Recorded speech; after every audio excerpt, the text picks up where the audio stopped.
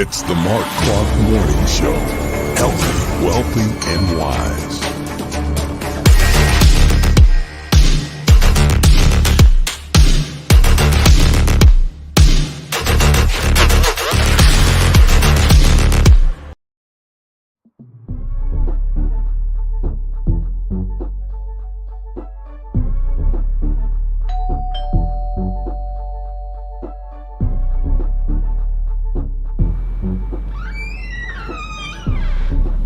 Delicious beverage? Duh.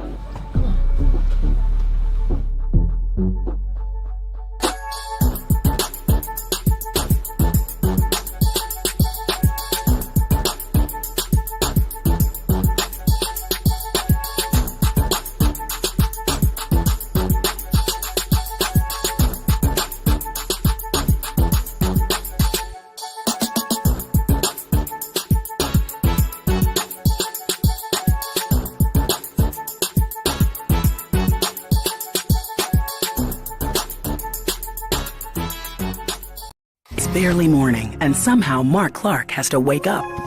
Of course, Marc has a little help. I just want to float. We can stay forever.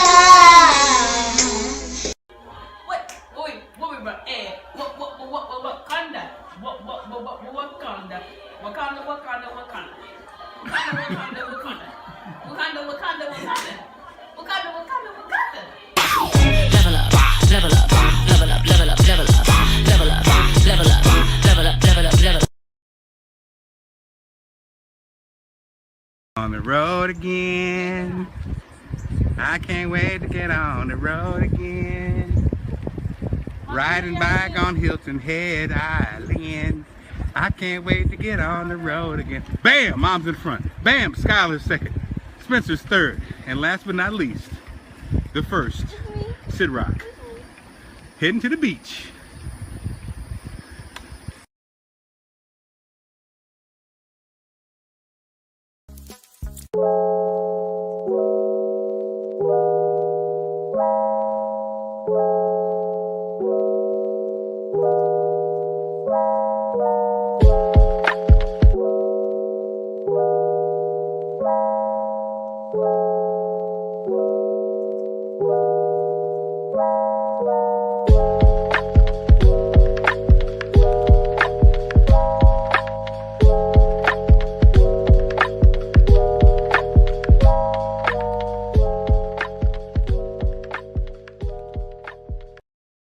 Welcome to the show. You see, we got some superstars today.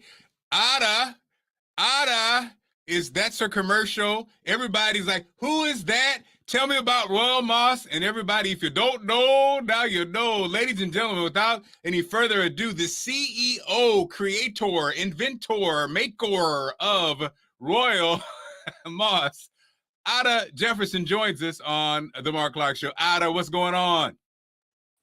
Hello, Mark. How are you?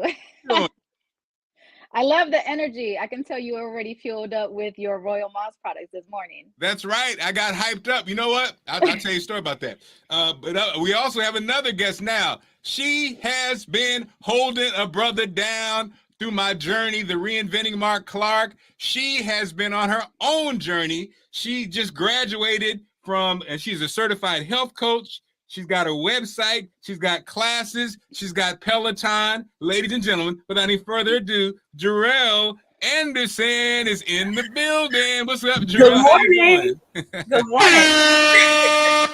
And this is our love about social media. Jarrell, you know, so funny. ability to talk to men and women differently. And so, Jarrell, for so many years, I thought you were a man. I know. So I was like, what's up, dog? What's up, player? And then I was like, wait a minute, Jarrell's a woman. That's funny. Everybody does that. Everybody gets it confused, but it's okay. There's males and females named Jarrell. I always say like the son of Superman. So right. Yeah. And you know what? It wasn't the name. You know what it was? I think it was your picture with you. Is that with the military? Your husband, for some reason. And so, yeah. So, Jarrell, I'm sorry. You can obviously see you are all woman, hunty. And shout out to Gigi. Gigi, I should have had you on today, too. Gigi Gaither also been riding with the reinventing situation forever. And look at that. Jarrell right there, always chiming in. Deidre's in the building. What's up, Deidre? Good morning. Shirley, how you doing, Shirley? Yeah. And then, of course, the infamous Lynn, famous and infamous. That's my girl from New York. Lynn, we got to have you on. And this is what the platform really is about. It really is supporting everybody who has a cause, a product, who's trying to make a positive change. What's up, Bishop? How you doing, Bishop? Kevin Stark's in the building. That's what we're doing, you know, and so, you know, partnership, promotion, marketing, that's what we're trying to grow. And so today, ladies, we're talking about women's fitness, women's health. You know, we're in the middle of Veguary, and so Dr. Green and Coach Roz are going to be checking in. But I was just thinking, I just hopped out the shower, just running a little bit late, but I was just thinking, guys, about, you know, I think women, any group that's been oppressed, it's an interesting journey because I think we get caught up in, we're digging ourselves out of a situation and we don't even realize it. You know, I was just thinking about it again, as I hopped out of the shower. I was thinking about when we talk about diet, right? And we talk about, you know, the African-American experience in America in diet, you know, soul food, you know, it came out of, a lot of the tradition came out of pain and hurt and survival, right? So, and it means a lot to us. It got us through.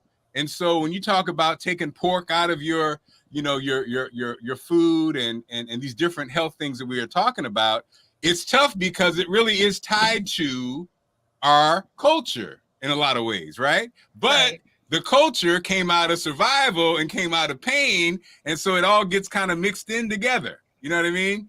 And I was thinking that for us, for African Americans, and for, again, most people who have been oppressed, that's a big factor. So I thought about when we talk about women's health, there's a lot of that too, right? We talk about like something that, again, that for Black women, our hair, right? Our hair is a real thing. But we know now that many of the chemicals that we use for our hair aren't the best for us, right? And they basically come in, they actually enter our bodies, right? But we talk about hair, you talk about, you know, my little recent experience with television, makeup, right? These nails, all these products, because, you know, you start, as you know, and you guys, as you know, we talk about your kids all the time off the air. When you have kids, when you have whatever, you're trying to look around to say, how do I get a hold of these things that are influencing not only my life, but now that I have kids, their lives too, right? Yeah. And so diet, and, you know, I have daughters. So, you know, the whole natural hair thing was a big thing for us.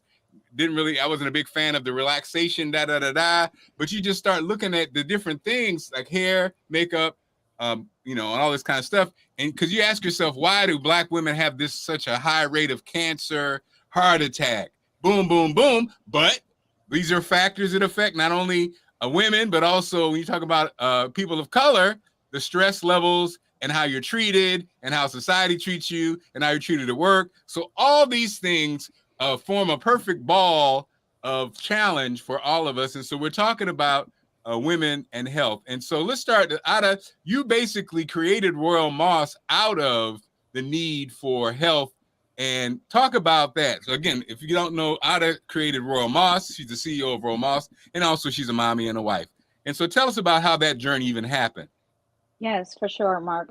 It literally came down to the way I was feeling every day. You know, I was a stay-at-home mom for 10 years, right, to the point when I created my company, and I was just tired of being tired. I was anemic for 9 years out of those 10 years that I was at home with the children, and every day it was just like I kind of felt like I accepted it. Like this is what my life is, and I'm just going to do the best I can. But then, you know, my kids got older and I realized, you know what, like it's time. My kids were all in school at this point, 2 years ago. And I just wanted to do something that will bring in some revenue and something that I enjoy doing while being at home. And so I started Googling and just looking at some products that were natural without any side effects, right? Because a lot of times we take medicine, but there's always side effects. And I was just really tired of feeling not myself after taking something that was supposed to make me feel better, right? And so I came across CMOS and I just looked at all of the health benefits. And what really drew me close to it was wow, it contains 92 minerals out of the 102 minerals that our body needs to thrive off of.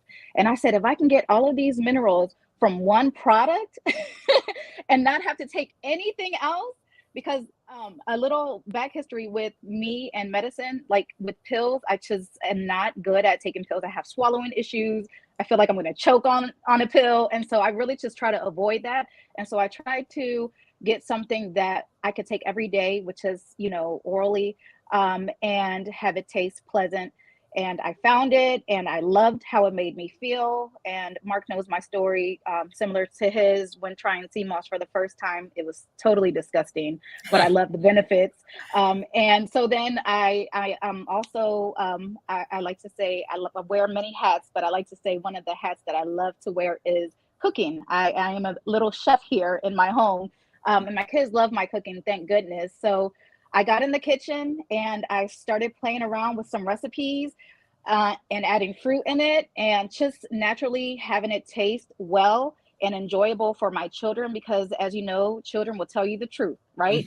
And so I said, this is perfect. They're my guinea pigs. I was able to create one recipe after another within 3 to 4 months in a time frame. And they loved it. They loved every recipe that I put out and they were taking it. And I could see how they were able to focus better in school with all the distractions around them and how they don't need more energy, but they had some more energy.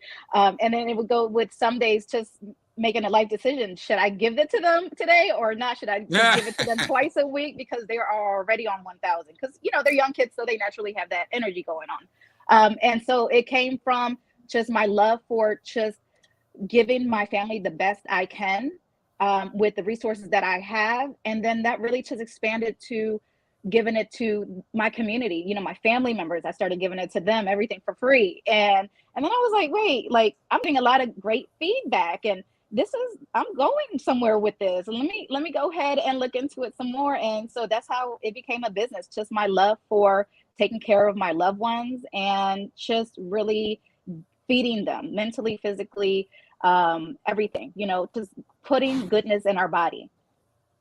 And so it's Royal Moss. Somebody said, what is it? What's the name of the company? How can I get a product? Go ahead, Ada, tell the world. I'll type it out here for the banner so people can see. It's Royal Moss LLC, right?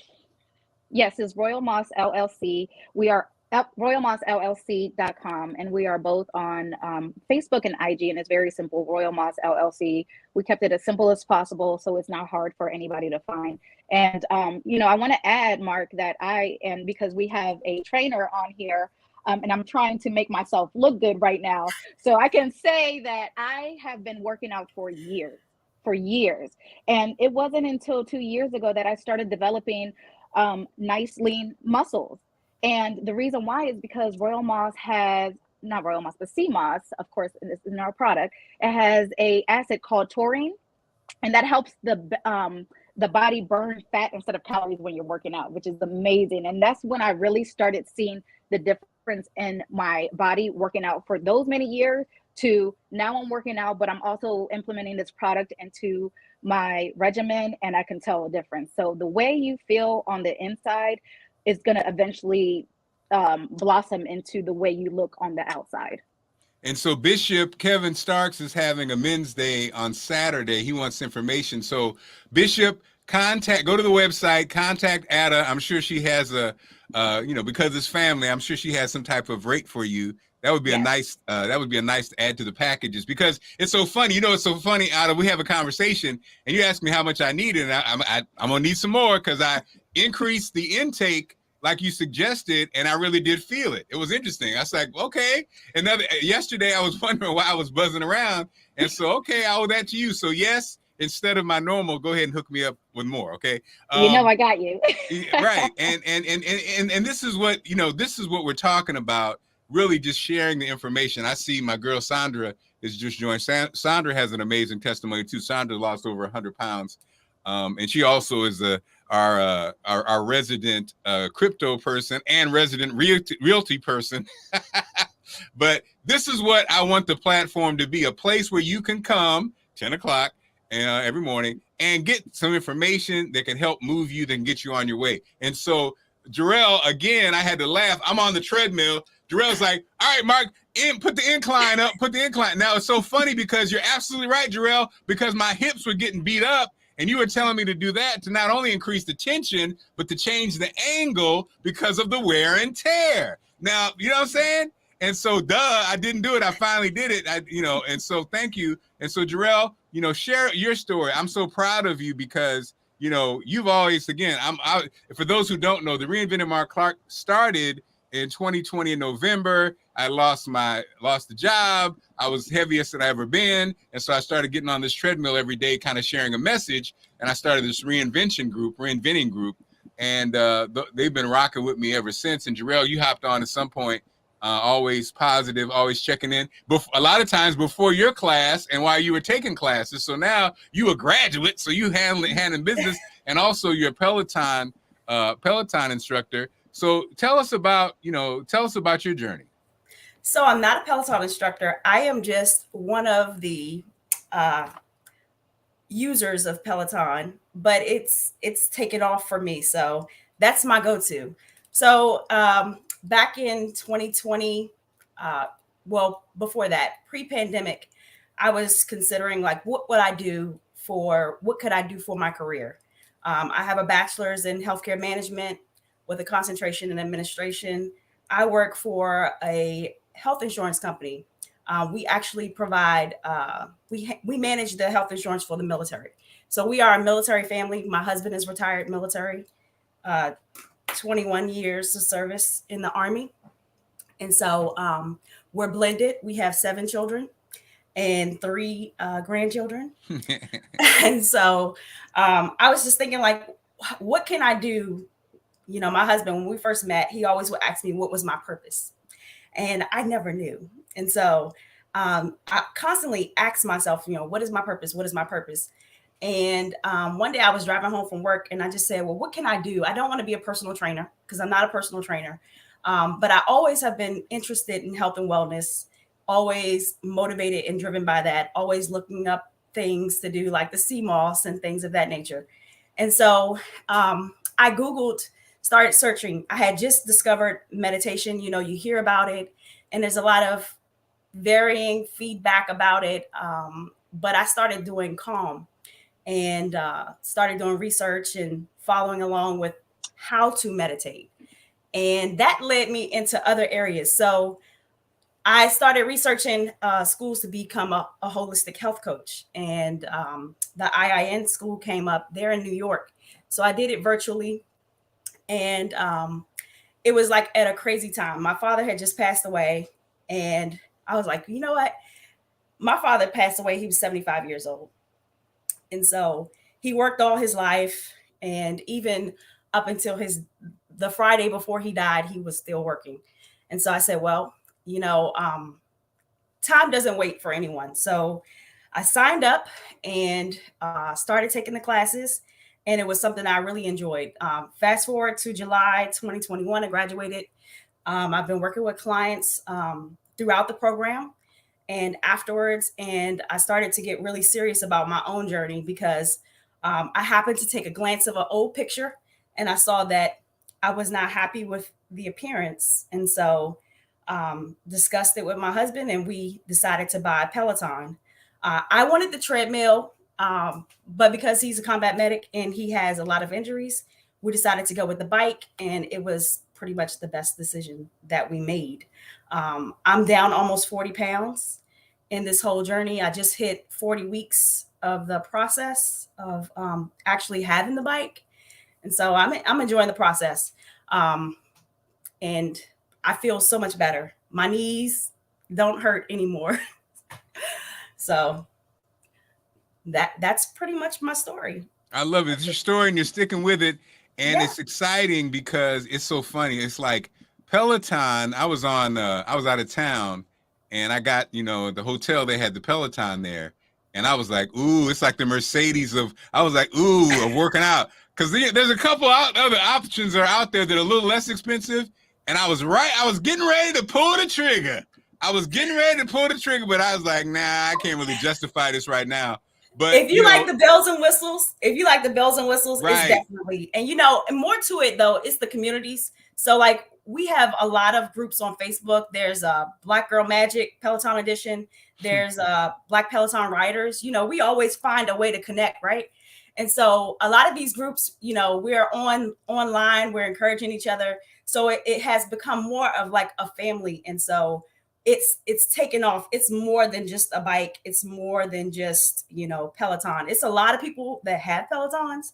Some people don't use them, but I make sure that I do something with it as often as possible. Even if I don't actually take a ride, I might do a meditation. And so now I'm like at 43 days consistency because you always, sometimes you just forget or you just don't have time. But I make it a priority to get up early in the morning to do something. I love it. And that's, again, it's almost like, the funny part about life is you really do realize that it's a decision, right? It's a decision. Yes. It's like everything we do, it's a decision from, and I think right now everybody's talking about being intentional and being, what's the term everybody uses now? Mindfulness. There we go. Everybody uses the term mindfulness. And the funny part is everything that is positive and that works, it sounds very cliche, but right. it's true. It's like all mindfulness is being conscious of what you put in your mouth. But be aware. You realize how much mindless eating goes on. A lot of times you'll just eat because it's time. Oh, it's lunchtime. Let me eat something. Well, are you hungry? No. And most times we're not. Most times we're dehydrated. Right. Exactly. So what I do is I keep my water right beside me throughout the day and I make sure I drink it, right? Because water does such amazing things and we take it for granted. Like people say, I don't like water or whatever, but you need water. Like it makes a huge difference. Even with me working out, I make sure I have a bottle of this beside me. Most days when I'm working out, I'll be so thirsty that I'll drink it anyway. And this is half of what I need to drink for the day. Yeah. So if you can figure out how to squeeze it in, those small changes. And a lot of times when you feel like you're hungry, you're most likely dehydrated. Yeah. You're dehydrated. A lot of times you're just used to eating. You're bored. Watching your pee and watching your poop is a thing. I'm not trying to gross you out, but huge. If your pee is yellow, if your pee is super yellow, then you need more water. It needs to be white. That's where you need to go for. If your pee smells super strong, you need to get some water. If you ain't pooping, then something's going on. You need to be pooping twice a day, 3 times a day, whatever. Your system needs to be eliminating. If it's not eliminating, it's staying up in your system. And what do you think's happening? And so these are things that we live our whole life, but we really don't think about it. Like you said, if you get up first thing in the morning, most people, you drink your coffee, then by lunchtime you have a soda. A lot of times you don't squeeze in water. No. And I simply if you are the first thing in the morning, if you just simply drink water first, that's a big thing. If you say I'm gonna do this 16 ounces first before I do anything else, like what I do now is I take my water with my supplements. So that's the first move every day, right? Right. As opposed to coffee every day. And the crazy thing about coffee, I didn't consider myself a great coffee drinker, but I realized I still drink it every day. So it's like, okay, you're not a great coffee drinker, so why are you drinking it every day? habit, Exactly. boredom, used to it, caffeine high, you know, and so all these things, you know, again, coming up in about after 10:30, Doc and Coach are going to check in for the Veguary Challenge. And this month, you know, because I've been doing the Veguary, I've been cooking more because I'm cooking for Allison. If it's just me, I probably wouldn't do it, but I've been cooking more. And the thing that's so funny is Allison, that always has a slow system, her system's opening up. Well, why? Well, probably because we're having fresh vegetables every day. You're having fresh vegetables every day. We're having our water every day because we're not drinking the sodas that we normally have every day, you know. And speaking of the angel, not the devil, Coach Roz, look at Coach Roz, drink right there. Coach Roz is on the water just like that. Got a little fly outfit on. Coach, what you getting ready to do? You getting ready to teach a class, or you taught one? I just finished my class. So Coach Roz, this is by the way, Coach Roz, meet Jarrell. Hi, Jarrell. Coach Roz, I was, you know, sadly, for people are discovering, Coach discovered it when I went to her house and was supposed to be there for 10 minutes and it was there for 40 minutes talking. I have a tendency to rumble all over the place, but Coach, what I started to show off with was how women, people who've been oppressed have a tendency to be in the survival dig out phase, right? And so I talked about women. I was talking about when we talk about what the world expects from women in beauty, especially Black women, this hair, you know, the products that we put on our hair, the makeup that we put on every day, the nails that we put on every day, the pedicures and manicures, these systems, we are introducing these very deadly carcinogen ingredients into our bodies. And I was thinking, that can't help but be one of the reasons that our cancer rates and high blood pressure and diabetes rates in the Black community are so crazy. So we have Coach Roz, whose specialty is, you know, the foods, diets, and all those things. Break that down for us, Coach Roz. When we talk about trying to be beautiful, I say we as women because I have 3 daughters and a wife, so I'm officially a woman now. Talk to us the pressures of being beautiful, but also the impact of these things on our health. Yes. So that's excellent. That's an excellent conversation. And it's interesting because, yes, as I just want to say this, the younger generation, let me just say this, now I'm not sure how old your daughters are, but for sure, the hair, the nails, the makeup, all of that is very important. I have a almost 14-year-old granddaughter in the mirror all the time, focusing on her appearance. But when we get older, the older women like myself, that is not first and foremost. It's not, you know, it's the level of importance is like right here. When you compare it to our bodies, our health, we're going through a lot as older women. And so we have to get ready for it. We got to, you know, press toward that mark and get the prize of a healthier body as we get older. So there are things that we can do. Listen, I have one of these that match every outfit. It matches. You know, if you want to get, you know, a little stylish, get a bandana. They have those cute little head wraps to cover your hair. Then you take it off, you let it breathe, you wash your hair, you cut it. Listen, it's only hair. I know some people are attached to hair because of, I don't look, listen, it's nobody likes what they have. It was taught it's our crown, so that's why people make priority to the hair. The hair, yes, it was taught that, but we have to release some of those old beliefs that has been pressed upon us to make us think that we look a certain way, or we're only going to feel a certain way about ourselves, Coach, if we have long hair. Coach Roz, I just want to interject just a side note for because the first time I met Coach Roz, Coach had on hair. And so, but I love though, what I love about, at the end of the day, it's so interesting about when you talk about your look and confidence and what people expect. Because Coach Roz is comfortable with the wig, without a wig, whatever, and your posts show that, it makes it fine. It's weird. It takes away the pressure, right? It's like, but what it says though, with Coach Roz, as I was, went to her house to do this process. Coach Roz is a confident woman. Coach Roz knows she's fine. Coach Roz is sexy.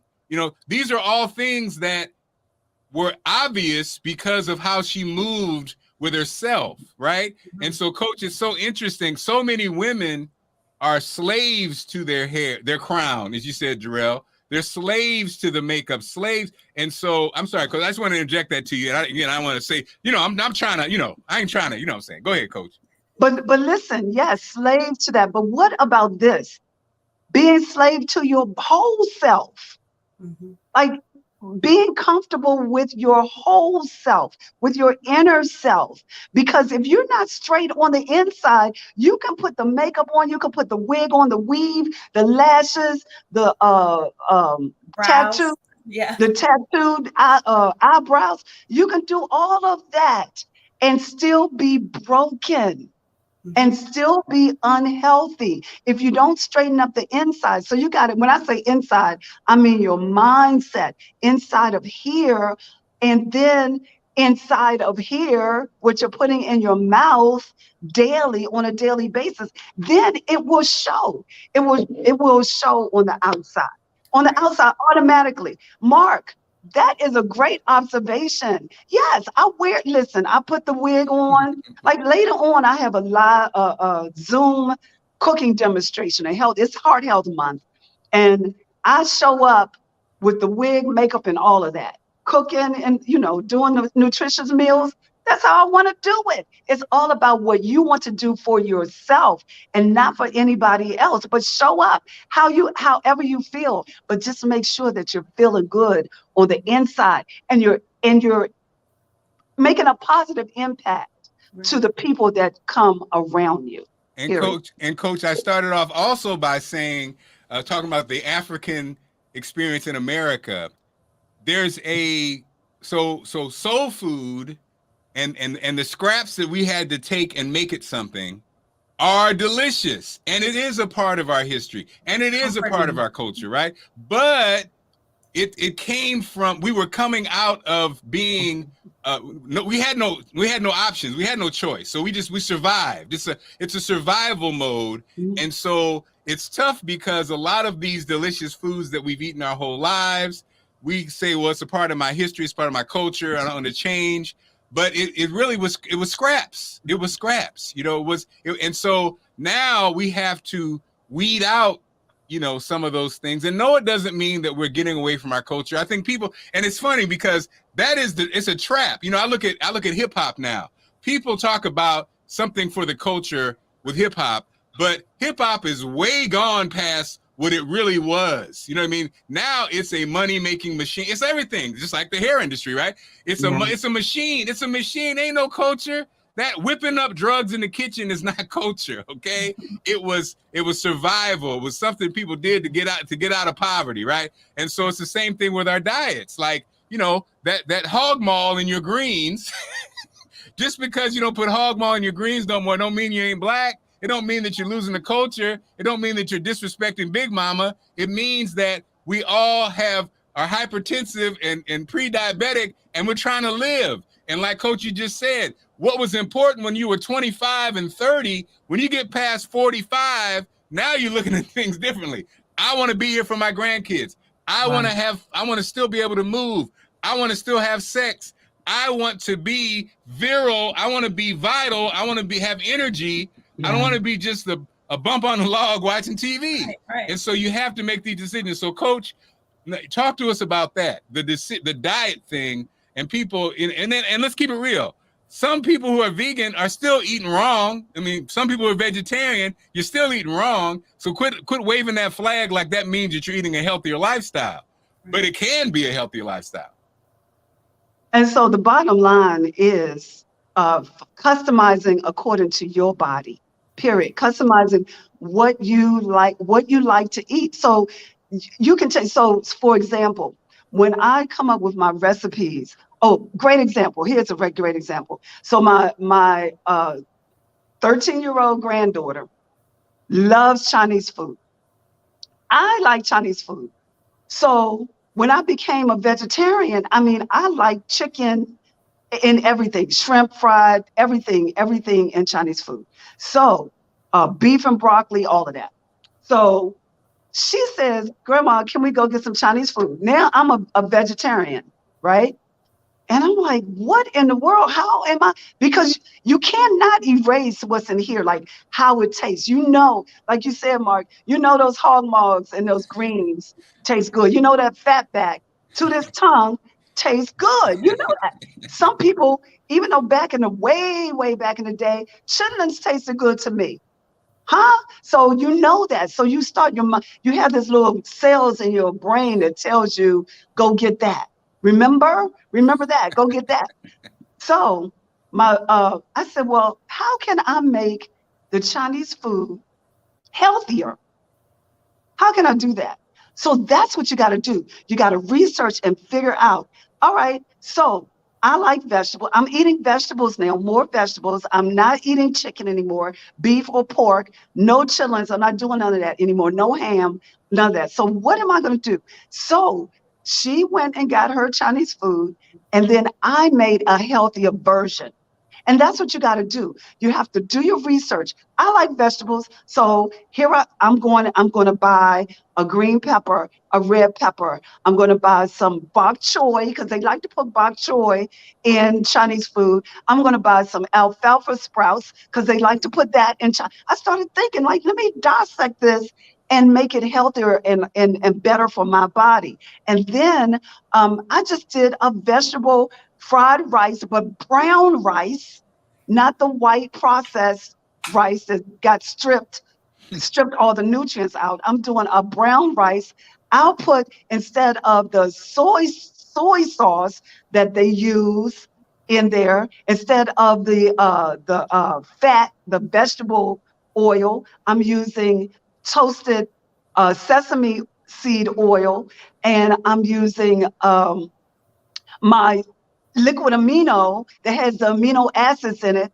And I'm cracking my egg and putting it in there. And I'm making, I had the best vegetable fried rice with all of my whole foods, healthier,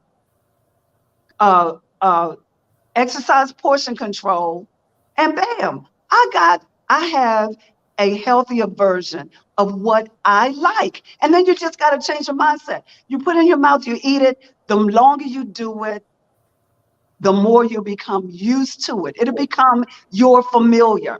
It'll become your familiar, period. And that's what you want to do. You want to move into a new familiar. We're joined by Dr. Green. Doc, we're talking about women's health, and we're talking about diet. We're talking about, Sandra had a great point. Sandra said everybody's not supposed to look and have the same body shapes. It's a problem with that.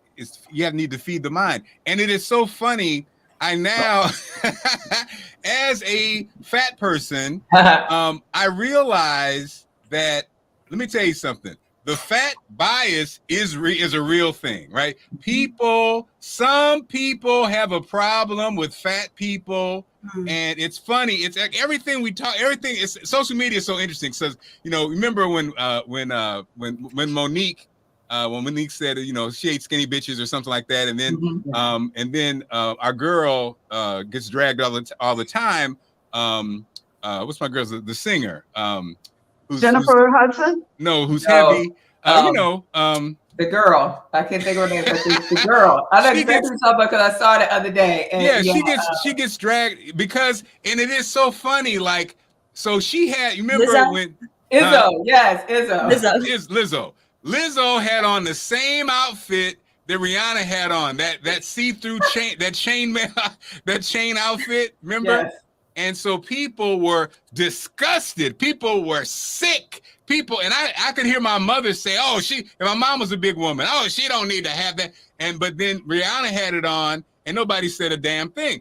And it's like, people are like, yeah, but Mark, I mean, at the end of the day, she can't wear it because her body, but what it speaks to though, is that we're not ready for it. And we do, we award you for being skinny. You could be sick, weak, and whatever. But if you are small and thin and an entertainer, people will love you and say how beautiful you are. You could work out every day and da-da-da-da-da, and as a woman, but if you're heavy, people will criticize. Now, there's a double standard for men and women. That's a fact. I'm a living example. Marc Clarke, Allison Seymour, especially back in the day.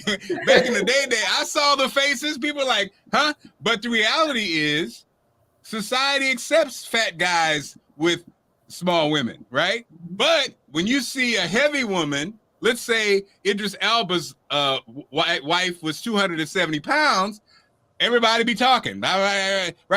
And so that adds, I'm sure, to the pressure and the stress that women have to face, Dr. Green, for always having to be perfect, always have to be perfect, always have to be a certain weight, always have to look a certain way, always have to have your hair done, always have to have the makeup on. All these things have to contribute to a woman and what she has to deal with. As a father of 3 daughters, I see it played out in my daughters. My youngest daughter, Spencer, growth spurt in middle school, all of a sudden her breasts out of control, and so all of having to manage all that, and what people say and what society says is sad, and it's a challenge. So Doc, talk to us about that, with women facing that and how to deal with that. Now that absolutely good to see everyone. Glad to be here. So, I say this all the time, Mark, is that we try to put on so many different titles. We try to put on so many different roles. We see things and we try to become what we see. But what we need to do is just accept the truth in who we are. That's the first thing to start with. When I started my health journey in 2018, I was 270 pounds, right? And through one, I always say, God, he who heals and gives wisdom and align people in your path, like Coach Ross, to help me. And now I sit here at 174. I never see myself ever at 174. When I was in high school and college, I was never 174, right? And with that being said, sometimes you don't even see who you really are, what you can become. But I accepted the truth, Mark, because let me just tell you, I call them lusciously plump women are in my family. It is, hands down. Hips are in my family. And so some things I'm just not going to probably get rid of because it's a part of who I am. But the aspect of it, I can take control of the truth of who I am and do something about it. And so with that being said, I decided to do something about it. I decided to say, I want to be healthier. It wasn't that I wanted to be fit and slim. I didn't want to get in a 2-piece and sit on the beach in Miami. No, I wanted to be healthy. I wanted to live. I wanted to feel different. And that's what I embraced. And so as you are sitting there and you're watching, and you're looking at women and you're looking at their sizes and their thing, remember, beauty starts within. Right. And so when we look at that, see what they're projecting from the inside to the outside, and then look at yourself. Don't look at that and begin to wander and imagine. No, look at yourself, see yourself and what you can become, and be the best who you are. And then take off the titles, like, those titles and those different things, that we give women when they look a certain kind of way. No, just be who you are and accept that. And you could be so wonderful because you're already fearfully and wonderfully made, and just embrace that and walk in it. Anybody want to? It's so funny because as a parent, as y'all know, as a parent, you just be like, Lord, if there was just a way I could just have them take a pill, right? Because I guess you have to live life to go through it, right? And so as parents, it's so heartbreaking. Can I interject for a second? Yeah. I actually, this is great, Dr. Tashika, what she was saying. And what it brought to mind was, this past weekend, for Valentine weekend, my girlfriends, they call it Galentine when girlfriends get together and celebrate Valentine's, right? So some of my girlfriends, we went to a spa on Saturday in Virginia. And I'm talking about this because we're talking about the mind, right? And the mindset. And so we go to this spa, and the women's locker room, of course, is separate from the men's locker room. But in each locker room, once you go past a certain point, you cannot have any clothes on. You're naked, right?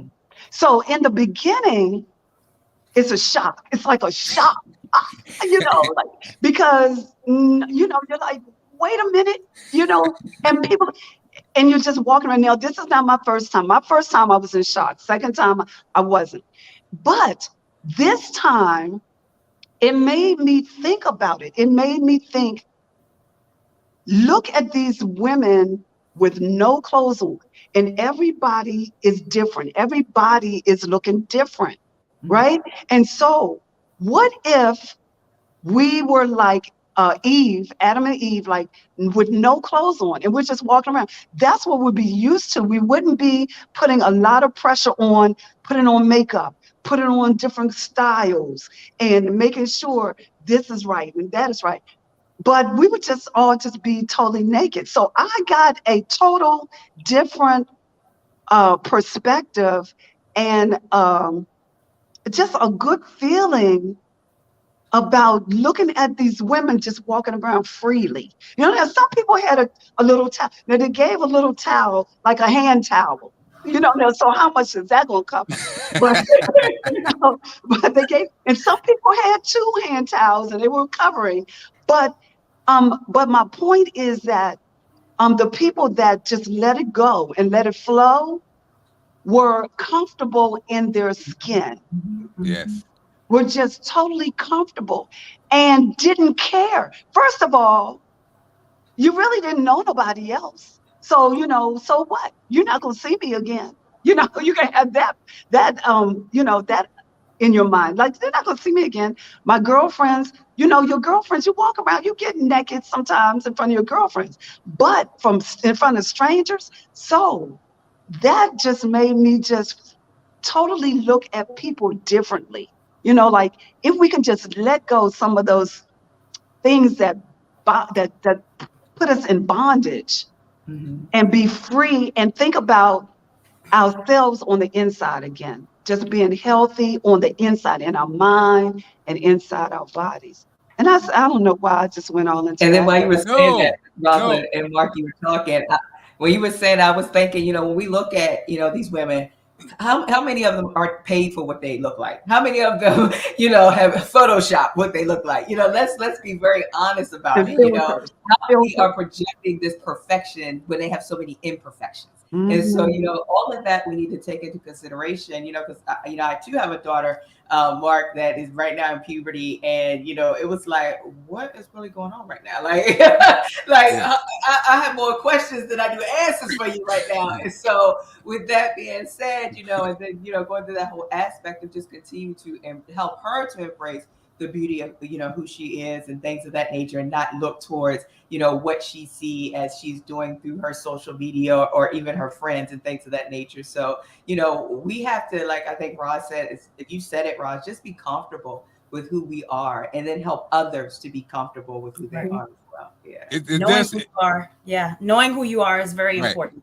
Right. Yeah. Loving who you are. I think loving, getting in front of a mirror, taking all your clothes off and looking at yourself. Cause we all have, it's funny, we all have the thing that we think whatever, right? Yep. And that's the funny part. And at the end of the day, you get to a certain age, you should, okay, let's quit playing. After a certain age, I think you got to start, you should be at the point where you are comfortable with who you are. Mm-hmm. If you're not, damn it, it's time, okay? That's it's so time. Can't nobody get you there either, and we all have the list. I got, I had the receding hairline. I got the dark rings under my eyes. I got the skinny calves. I got the, we all have the list of things that we know, But then you get to a point and you be like, so what? Like you said, Coach Ross, I remember I went to, for 2 years, we did a promotion at a nude beach. And it was hilarious because this one guy, the biggest guy on his nude side and the prude side, the nude side, the biggest guy he was a black man with no sense of style, and we're naked. So that just tells you what his hair was crazy. It was like an unkempt afro. He had Coke bottle glasses. He was like 6'4", 390 pounds. He did not give a damn. And it was funny because all the activities, as you said, Coach, some people are trying to, some people are obviously not comfortable in that state. He did not care, baby. He was the man. It was funny because it was hilarious, Now, I, on the other hand, I was self-conscious only because I was trying to live up to the myth, and I wasn't. So that was the battle I had, Coach. I was trying to stay warm out there. I couldn't afford to be cool out there and all this going on. But all I'm saying is you have to love who you are. Because ain't nobody, if you don't love yourself, how can anybody else love you? And you can see that's the one thing that was cool about television that I learned. I was a radio guy. The thing about television that I learned was that your body language says everything. And so when I first started, I could tell people said, Mark, you don't seem like you're comfortable. Mark, you seem uncomfortable. It was like, but I wasn't even, I thought I was selling it, but I wasn't. And I think a lot of us are like that in life. Yeah. Something about the way you move, something about you, the way you're a slave to your hair, makeup, whatever, says that person's not that comfortable. I remember my oldest, Sydney, went through a phase when she went to college, and, she was a dancer. And so when she wanted to get pretty, she put this makeup on, and it would kill me because she was much more pretty without the makeup on. But she thought she needed it. And then midway through, I saw her be like, she came to that, but she had to come to that conclusion herself. And again, same thing what we're talking about for people who are listening. You have to come to that conclusion yourself. Nobody else, your husband, your wife, your family, nobody can make you feel comfortable with who you are. It was funny, even with Monique, I thought it was funny. You remember Monique, heavier Monique, when she was like, she was kind of complaining about skinny people, but then she got into her fitness and health and started to get healthy, and she kind of changed the tune a little bit because she had that realization that you have to, you're responsible for you, and you have to, you want to live a certain lifestyle. And yes, society sets it up to be very, it's not fair, and society is very critical. And I was going to ask you, Coach and Doc, because these kids are on Instagram all day, even boys now, what effect is this going to have? We're already fighting it. Does this make it even worse? Start with you, Doc. Oh, absolutely. Absolutely. It makes it even worse because our eyes taking so much, our ears taking so much, right? I was just talking about this the other day, like your earwaves and your eyes taking so much, and then you begin to synthesize those things that you see and you hear. And so it's almost like they're being programmed, right? With all of this information, with all of these illustrations, with all of these different things that take place. Why do you think that so often that when a kid sees like these challenges on these social media aspects, they're back in our schoolhouses, right? Yeah. Remember, that's my area, education. And so think about the beginning of the school year, we had all these challenges in the bathroom, and then we had these challenges against teachers because they're taking this and they're trying to emulate it and do it because I'm seeking something. Right? I'm seeking something. And what am I seeking? Am I seeking attention? Am I seeking to be, the most liked? Am I seeking to be famous? Am I seeking because why am I doing that? Because all of the other things that I keep seeing around me of how I think, this is how I think I should be looked at or get to the top. And so we have to now, I would say, is to reprogram, reprogram our children or go back to the basics, even in my house, Mark, that whole technology piece, like when it's a school week, we shut it down. We shut it down during the school week, and you get at certain times and things of that nature. And also I'm monitoring what you're doing. You understand what I'm saying? You have to, and let's get back to being parents, first of all. Okay, let's just start there. Let's get back to being parents, okay? And so when we think about all of that, yes, our eyes and our ears taking so much information. That's how children, how adolescents, how everybody learn. And so we have to think about that they're learning something. And these are learned behaviors. These are learned things that they're seeing. And they're going to go back and they're going to try to emulate that because they are seeking something. And so we have to get back to taking control, being parents, and actually determining what do we want our children to see and take in so that they will become. And that's what we need to do. Coach, and then Jarrell, and we'll wrap it up. So I know that as far as social media, my grandchildren, my oldest grand, she's into TikTok now and, learning all the dances and everything. But this is one thing that was interesting. I found out about her. recently. During the pandemic, because they were home and they were home schooled, virtually, any type of way, the hair, it was a bush. She didn't go get her hair done for 2 years, from to the stylist, to a shop. She was doing her own way, washing it, doing it, putting a bush, putting a bandana around it, making a band or whatever, and looking cute. So now out of the pandemic, I was telling her that because I take her, that's our bonding time when I take her to get her hair done. And so I said, take your braids out a couple of days before, just go to school, wear your cute bush to school for a couple of days, let your hair breathe, and then we'll go get it done again. So a couple of weeks ago, I picked her up. I'm like, why is your hair still in the braids? I told you, take them out. She said, I cannot go to school with a bush. I can't do that. I'm like, why? What do you mean you can't do it? It's cute. She said, because the kids will put things in my hair. Oh, no. And I'll walk around all day and without knowing it, just stuff in my hair, and they'll be laughing at me. Mm-hmm. Wow. Like, what in the world? So you see how, I mean, it's just, it almost made me cry because it's just cruelty. It does something. It makes them think that, yes, I do have to conform for them. Right. Absolutely. Absolutely. And Absolutely. it's sad. And I don't want to be laughed at. I don't want to it's just such a hard time for them. So yes, they're going to put the filters on the TikTok, on the Instagram. They're going to put all of that on because they're conforming for other people. Absolutely. Period. And Absolutely. although you are beautiful, the dad, everybody's telling you're beautiful. But at the end of the day, they're around those friends. How many hours during the day? Yeah. Yeah. Lots of hours. Lots of hours. And it's recommended, Mark, that children between 8 to 18 should only spend like 2 hours of screen time, right? And children 2 to 5 should only spend 1 hour, right? And then it's also recommended that children should read at least 30 minutes a day, right? So even the reading time recommended is less than the screen time. And I say that to say that we know that children are on the screen because of school and other things. And so, through these recommendations, you have to also that it impacts their health.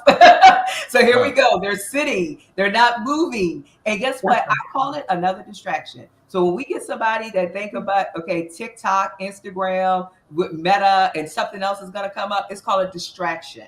Distracting them from working out, distracting them from thinking and using their brains, distracting from the time. I pulled out a board game for my kids and they're like, what's this? Let me get you back to the basics. We're going to play some Monopoly, some Life. We're going to get back to some stuff around here. What I did when I was growing up. This is what you did. Yup. And guess how it turned out? Pretty good. And so, when you think about the whole aspect of it, you have to look at it and what it is. It's a distraction, even as adults. Think about it. I know every day I get at the end of the day through my Apple of how much time I spent on Scream and how much time I spent on this app and stuff like that. It's a distraction and it's pulling you away as children or adults. It's pulling you away from meaningful things that's going to get you to a place that I always say called better. And we have to look at it from all those different angles. So Jarrell, you wrap it up. So Doc and Coach, on Friday, we're doing women's health again. And also, if you guys can jump on, that's cool because we can talk about the veguary as we are past the midpoint now. Okay. Yeah. And so Jarrell, what's going on? What say you as we wrap things up? And again, thank you everybody watching. Thank you everybody who's watching at a later date. And we'll be talking about women's health on Friday again. And tomorrow it's men's health, fellas. It's men's health, ladies. We'll be talking about the guys. So what's going on, Jarrell?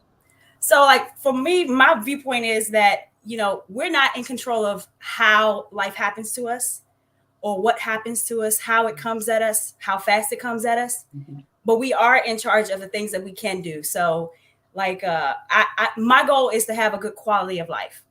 So my steps are the eating the more vegetables, the drinking the more water, to getting the exercise. I make that a daily habit. I exercise every day. And it doesn't have to be strenuous. It doesn't have to be a sweat session every day, but we should be doing something every day, whether it is a meditation or even journaling. Like, we have to do something that's going to calm our nervous system because we have so many stressors around us on a daily basis. You know, work, we have children, we have spouses, everything that comes at us, bills, whatever. We have to find something that's going to help us be able to navigate through this life and still have some enjoyment. And so that's how I look at it. I love it. I love it. It's interesting that mind piece, like you said, the time, Doc and Coach, and that intention, being intentional. Oh my goodness, it's I'm just amazed by I'm amazed by it. So this morning I started my morning off, and I got on the treadmill this morning, and I shared this message, and the message was basically don't control your mind, control your thoughts. Don't let, because for me, I'm not a negative guy, but sometimes your reality, you call it reality, but you don't realize it's negative because you're limiting. So this morning I came downstairs, there was a notification I got, and I have let's just say a financial responsibility that is not taken care of by the 22nd. There's going to be some problems, right? That was one. And then I lost, ladies, I lost my damn wedding ring. Oh, what? I was up early this morning. I'd walked the dogs. I walked the dogs. I had, taken out the trash. I was up super early because the dog, he was restless at 1:45. So at 3:00, I was up. I got Allison her coffee. I got everything ready for her, sent her off to work. And so now I'm walking around, I get back from walking the dogs. And you know that feeling. I looked at my hand and my ring was gone. And with this weight loss, it's been loose. So the old me, I talked about this, the old me would have been like, I mean, you lost your ring. I mean, it could be anywhere. It would have just been like, I lost my ring. The new me was like, I've misplaced my ring. I'm going to find my ring. It's not lost. I'm going to find it. So I looked through the trash. I retraced my steps. So, and that was different for me because normally I am basically that person that's like, oh, it's gone. No, I was determined to find it. And in my mind, I said, when I say find it, what I mean is if that means down the road I have to buy another one, but I'm not going to say I lost it, right? Because there's power in that. And it hit me about a lot of times we do that. Like we give up. We say da-da-da. I'm like, no, I'm going to find it. So I was on the treadmill talking about your consciousness is your compass, and so that's the whole theme, right? And that bill and the ring, the combination can send you down a path of a bad day. You kind of get in that funk, and for me, let's keep it real, for me, it's because I don't have the finances. The old days you do something, you just, your finances, you can pay for it. When you don't have it, you're just like, you feel stuck. But again, I was not going to let my mind get to that place. So, I got ready, took the shower, got ready for the show. My ring was in the damn shower. Wow. And so I was like, I see you, God. I see you. Yes. I see you. Because I said I will not say I lost it. I will not say that, right? And so that but it just confirmed this movement. And so for all of us, we and I'll share this story too because it's the end. But I told the people on the treadmill this morning, you're gonna get this one when I do my TED Talk or when I'm on Oprah. This is the story I'll share real quick. I'm sorry we're over the time. So my Uncle Will, at 18 years old, my Uncle Wilfred, 18 years old, he was in a car wreck and he was thrown from the car, but the other men who were in the car, the three other men who were much older than him, they were in the car. The car was on fire. He goes back. He tries to save them. They pull him in the car. They all perished. He survived with over 70% burns over his body. So he had his hair was burned off. His hands were misshapen. He had one eye was closed. So he lived to be an older gentleman, but he lived in an assisted living place where you had to limit the income, right? And so Uncle Will was one of those people who he would play the lottery and almost win at will, right? And so one of the running things was, you'd say, Uncle Will, how's it going? and he'd say, "Oh, all is well." You say, "You played the lottery?" You say, "No, man, I ain't played it because if I hit again, they're gonna kick me out. I make too much money." So he actually was winning at will, right? And so what hit me was the other day was because he was playing the game different than we play the game. We play the lottery, we do whatever, and we say we hope we win. He was the opposite.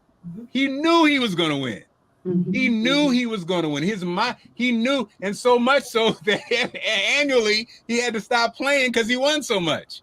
So I thought that's it right there. The power of your mind is, we don't realize it's untapped, right? It's unlimited. And so when we do stuff, we know the games of chance, I hope I win, or I hope I get this job, or I hope I'm going to feel better. No, you're going to feel better. No, you're going to get the job. No, you're going to win, because knowing it doesn't, I mean, if you don't get that job, it's still, you know, it's still a positive force. It's a change. It's a, you know, a lot of people, we, just like I said, I lost my ring, versus, no, I didn't lose it. I misplaced it. I'm going to find it. It was basically changing how I was looking at it. Right. And that's all it is anyway. That's how everything. It's a conscious change, a consciousness change. So that's my story. Again, that's going to be, if you want me to come speak at your organization, you know, I'll work with you. You know, it's $10,000 to start, but it's okay. We can work it out. All right, y'all. Have a blessed day. And man, this was so fun. And it's so crazy because Coach and Doc, it feels like we've known each other for a billion years. And Jarrell, it feels like we see each other at the cookout every year. So, hey, I'll see y'all tomorrow. Absolutely. Right. Thanks for having us, everyone. Have a great day. Have a great day.